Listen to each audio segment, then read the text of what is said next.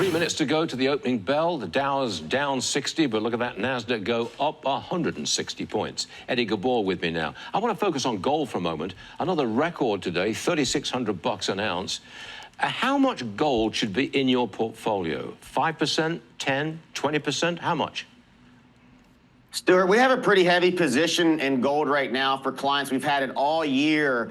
We're worried about the global deficit exploding over the next few years, so we made a bold decision to take a portion of client assets that normally are earmarked for bonds, and we put them in gold. So, for example, clients that have 30% bond exposure traditionally, we took 15% of that and put it in the GLD. And so we believe our clients have anywhere from 15 to 18% gold exposure. So I think a 10% is a good conservative number for those that want some defensive positioning, because we think bonds are going to be dead money for the next few years. Okay. Why do you say buy all dips in the stock market? I think one thing that's held true this year is this market continues to surprise folks to the upside. And until there are signs of a recession or signs that the bullish trend is going to end, we continue to pound the table on buying dips. We bought again yesterday, and we will continue to do that until the fundamentals or the data and math that we follow every day changes. You like, as well as everybody else, J.P. Morgan. Everybody likes J.P. Morgan. Why in particular do you like it?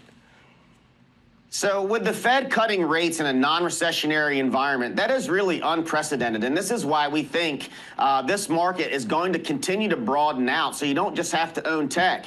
J.P. Morgan, everyone loves it because it's a best-of-breed name. Jamie Dimon's one of the best CEOs. And so we're always going to bet on a name like that. But the environment is very good for banks in this rate-cutting environment with a non-recession. But we've got to have rate cuts, and soon, right? Absolutely, and I think we'll get them in September. I think the most important thing is we know they're not going to raise rates, and the Fed has pretty much thrown that 2% target out the window. So the trend is going to be in our favor from short-term rates, but we still have to keep our eye on the 10-year and 30-year bonds. They're more important. But you say that bonds are going to be dead money for a year or so? Really? Yes, I think long-term rates are going to trend up, and so gold is up 30+% versus bonds, which would have been up 2 or 3 for our clients. There you have it. All right. Thanks so much, Eddie Ghabour. We'll see you again real soon.